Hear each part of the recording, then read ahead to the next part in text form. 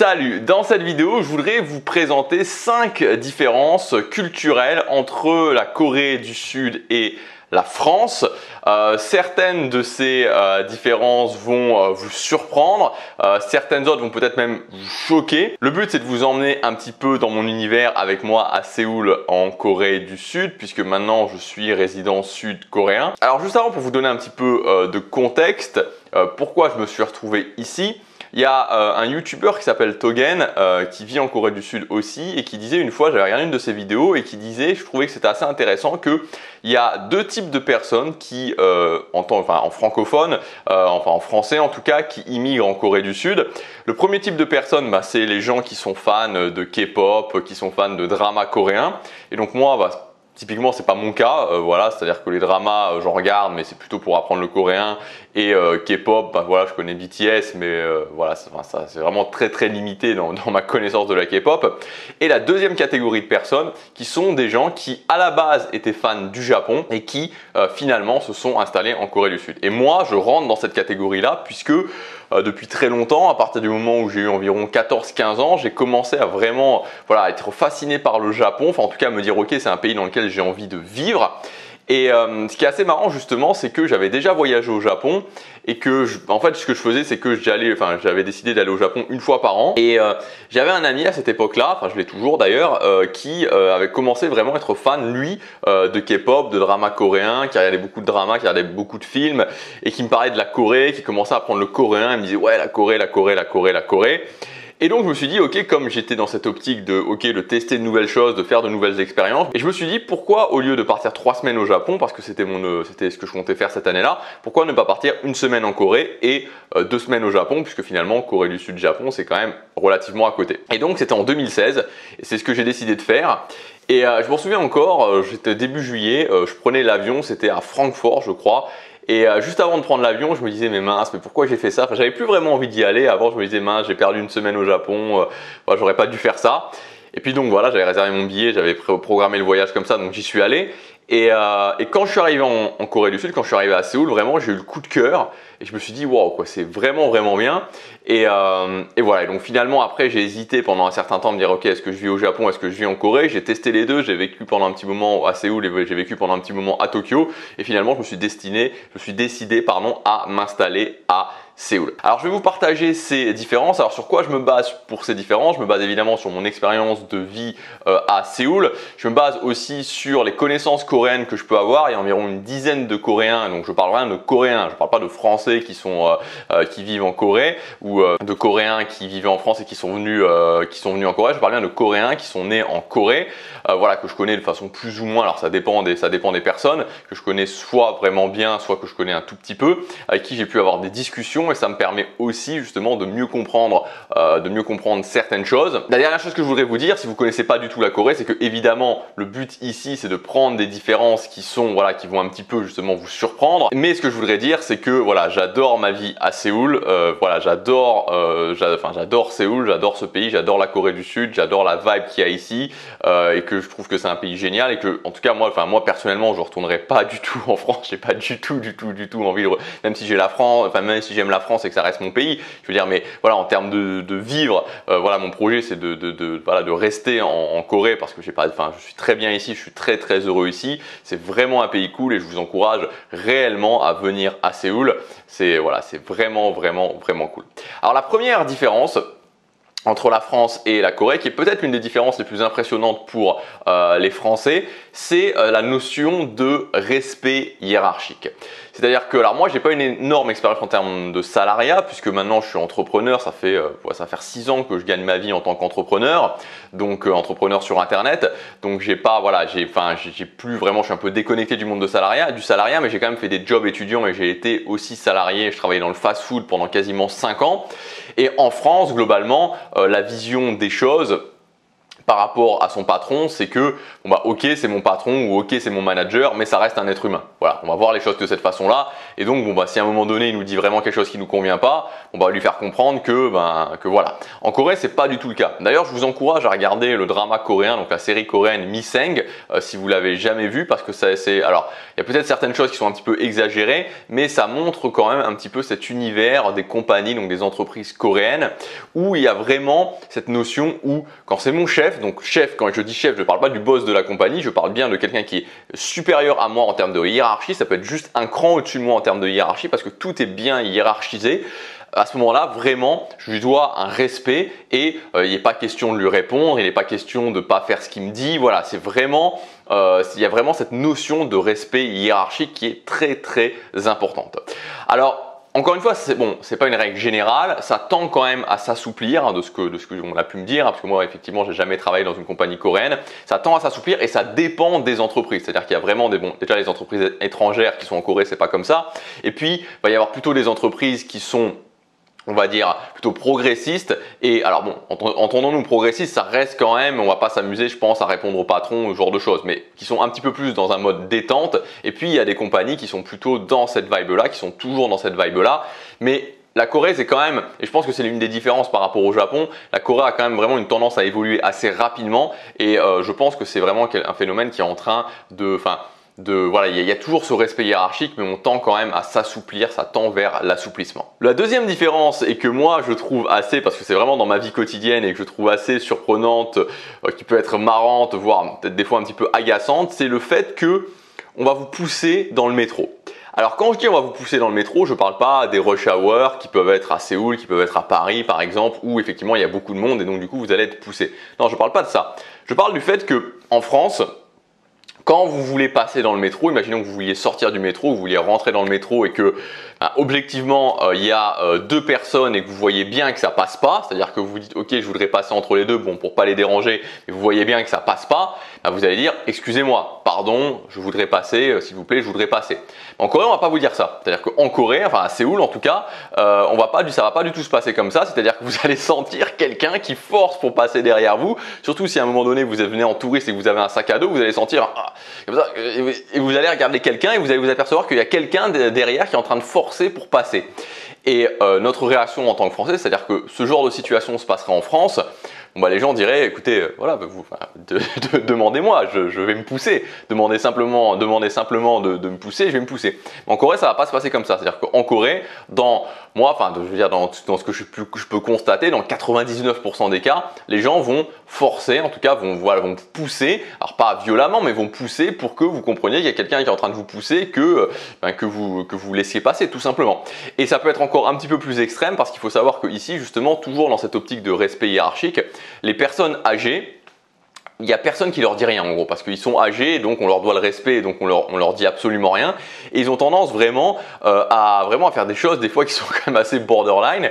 Et alors là, là ils y vont franchement quoi, ils y vont carrément en mode ninja. C'est-à-dire que moi, ça m'est déjà arrivé de voir des personnes âgées, surtout les mecs, qui passent et voilà, ils vont passer, ils vont mettre ils vont carrément passer dans la ligne de métro, boum boum boum boum boum, en explosant tout le monde au passage. Et voilà, ils vont continuer. Donc voilà, ça c'est une différence. Voilà, c'est un peu une différence surprenante, marrante, mais je trouvais ça intéressant de le dire parce que moi, vraiment dans ma vie quotidienne, c'est vraiment le côté où des fois je me dis mais vas-y, demande pardon quoi. Voilà, je demande juste pardon. Et puis quand vous avez passé une mauvaise journée, là vous dites ok bon. Voilà, ça serait bien que tu me demandes, je me pousse. Troisième différence, et moi qui m'a assez surpris cette différence-là, c'est le fait que en Corée, quand vous êtes en couple, vous ne vivez absolument pas ensemble avant le mariage. Alors là, c'est vraiment quelque chose c'est vraiment très très très différent de la France à ce niveau-là. C'est-à-dire que, imaginons que, on va dire, un couple qui a 24, 25, 26 ans, 27 ans, voilà, dans ces eaux-là, milieu de la vingtaine, où les deux ont déjà un job depuis peut-être 2 ans, depuis 3 ans.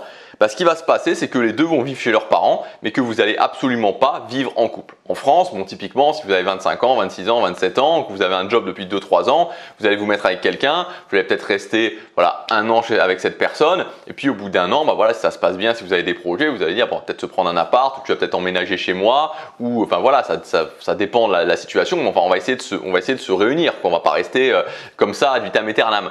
Alors qu'en Corée, c'est pas du tout le cas. En Corée, c'est pas fou et c'est même assez la norme de voir des couples qui sont ensemble depuis 5 ans, des fois plus, qui bossent tous les deux mais qui vivent toujours chez leurs parents et qui ne vivent pas du tout ensemble. Donc en gros, la règle de base en Corée, c'est que tant que tu n'es pas marié, tu vis pas avec, en général, tu vis chez tes parents et que tu ne vis absolument pas avec ton ou ta partenaire. Voilà, c'est comme ça que ça se passe. Et donc, ce qui crée un autre phénomène, qui est le phénomène des dates, des rendez-vous. Si vous allez à Séoul et que vous allez le week-end dans des quartiers comme Hongdae, dans des quartiers comme Haewa, ou même dans des quartiers comme Myeongdong, enfin voilà, ou Insadong, vous allez voir beaucoup de couples qui sont en train de dater. Il y a vraiment énormément de couples donc qui ont des rendez-vous, tout simplement parce que le mode de vie d'un couple qui a, on va dire, la vingtaine, même des fois début de la trentaine, c'est typiquement, on va se voir 2-3 fois par semaine pour un date. Voilà, donc on va se voir 3-4 heures pour un date. On va aller prendre un café et manger, ou manger, prendre un café. Et puis après, voilà, si ça, c'est justement aussi un phénomène qui vient de là aussi, les fameux motels. C'est-à-dire que comme il n'est pas question, vu qu'on vit chez nos parents et qu'il n'est pas de question de ramener mon copain ou ma copine chez mes parents ou voilà, ou chez mes parents à moi, ou d'aller chez ses parents à lui, on va au motel si on veut avoir une relation parce que voilà, c'est comme ça que ça se passe. Donc voilà, c'est une différence assez, c'est vraiment une différence assez importante, je pense, dans la culture, enfin entre la culture coréenne et la culture française. Quatrième point, alors là qui est un petit peu plus, voilà, c'est plus c'est une différence, enfin c'est quand même une différence assez, voilà, c'est vraiment une différence au niveau des sorties en fait. C'est le fait que en gros, quand vous sortez en France, donc vous allez peut-être aller au restaurant, mais si vous n'allez pas au restaurant, que vous allez par exemple dans un bar ou dans un pub, typiquement, vous allez boire une bière, vous allez boire quelque chose, mais vous ne voyez pas qu'on vous amène un poulet, qu'on vous amène un poulet que vous allez manger dans le pub, ou qu'on vous amène, je sais pas moi, un steak frites, ou qu'on vous amène un plat de pâtes avec une pizza dans le pub. C'est pas comme ça que ça se passe. Quand on va dans un pub, en général, on va boire. Voilà, on va boire. En Corée, c'est pas le cas. En Corée, il y a vraiment, ça existe quasiment pas en fait des pubs ou des endroits de sortie. Je parle pas des clubs ici. Je parle pas des clubs. Je parle vraiment des bars concrètement où vous n'allez pas manger. C'est-à-dire qu'il y a vraiment ce concept du dining pub où typiquement vous allez boire un verre, mais vous allez manger en même temps. Donc les Coréens, ils ont ce système qu'ils appellent Ilcha, Samcha, Sacha. Donc Il, Samcha, Sam, Sa, c'est 1, 2, 3, 4. Donc ça peut aller jusqu'à 4. Et en fait, ce qui va se passer, c'est que ils vont sortir, ils vont en général faire des sessions de 2 heures, 1 heure, 2 heures, où ils vont aller dans un premier endroit, puis un deuxième endroit. Donc Ilcha Place, Samcha Place et Sacha Place éventuellement. Mais en général, ça s'arrête plutôt à 2. Éventuellement 3, où ils vont à chaque fois, on va dans un endroit et on va manger et boire, puis on va dans un autre endroit, on va manger et boire. Donc typiquement, voilà, si vous allez dans un pub et que vous commandez juste à boire, les gens vont être assez surpris. Voilà, donc c'est toujours cette optique où quand je sors dans un bar ou quand je sors en général, je bois et je mange en même temps. Donc il y a vraiment ce côté un petit peu mix entre, finalement, c'est plus vraiment ce qu'est un restaurant, c'est plus vraiment ce qu'est un. Alors il y a des places qui sont, il y a des endroits qui sont vraiment plutôt des restaurants, mais globalement, tout est un petit peu mixé. Et si vous sortez avec des Coréens pendant une soirée, en gros, vous allez passer votre soirée à boire et à manger. La cinquième différence, et là, alors bon, là, c'est aussi quelque chose qui peut surprendre, et je pense que ça va peut-être un petit peu surprendre les femmes, c'est le fait que en Corée, les mecs se maquillent. Alors, pas tous les mecs se maquillent, je dirais pas. Alors je sais pas jusqu'à quel point, voilà, qu'il y a un maquillage au niveau des mecs. À quel point, moi je suis pas très bon pour voir le maquillage, donc voilà, je fais pas spécifiquement attention, je dois vous dire. Mais il y a quand même une partie des mecs qui se maquillent. Alors c'est dû à quoi? C'est dû au phénomène justement K-pop où tous les idoles K-pop, donc tout typiquement parce qu'ils sont vraiment en Corée dans le phénomène boys band, et tous ces mecs-là, ils sont tous plutôt efféminés, ils sont tous plutôt très maquillés, voilà, ils ont la totale fondation, eyeliner, rouge à lèvres, et donc ça crée par voie de conséquence, ça crée qu'il y a beaucoup de filles, et notamment des filles qui ont en dessous de 25 ans en Corée, pour qui c'est un petit peu, on va dire, le stéréotype pas de l'homme idéal, mais enfin un peu la star, le mec, voilà, le stéréotype du mec avec qui on a envie de sortir finalement. Et donc, par voie de conséquence, ça fait que les mecs se disent, si je ressemble à ce mec-là, voilà, les filles vont avoir envie de sortir avec moi. Et donc, il y a beaucoup de mecs qui vont dans ce sens-là. Et ça choque pas les filles coréennes que des mecs se maquillent. Moi, j'ai pu discuter avec des filles, voilà, où je leur disais, mais ça te choque pas qu'un mec, qu'un mec ait du fond de teint ou qu'un mec ait du rouge à lèvres? Et non, apparemment, non, ça les choque pas. Et justement, c'est un truc aussi que moi j'ai pu noter entre les filles en Corée et les filles dans le monde occidental, on va dire, dans le monde occidental en tout cas, dans le monde francophone, c'est que elles sont beaucoup plus sensibles, je trouve, en Corée, et j'avais aussi remarqué ça au Japon, au côté cute, au côté on va dire chez les mecs, au côté mignon, au côté voilà, mignon adorable. Ça serait vraiment mignon adorable. C'est-à-dire que si vous êtes en Corée et que vous allez dans un bar et que vous avez un groupe de filles à côté, un groupe de filles où il y a plusieurs filles à côté de vous, vous allez entendre, voilà, vous allez forcément entendre ce mot Kyowa, Kyowa, oh nomu Kyowa, oh nomu Kyowa. Oh nomu Kyowa, Chincha Kyowa. Donc en gros, Kyowa c'est mignon et donc voilà, ça veut dire oh nomu Kyowa, c'est oh c'est so cute, c'est trop mignon, oh c'est trop mignon, c'est trop mignon. Voilà, vous allez tout le temps les entendre dire ça et chez les mecs, elles sont vraiment beaucoup orientées là-dessus, sur ce côté-là, oh, il est adorable, oh, c'est adorable, oh, c'est trop mignon.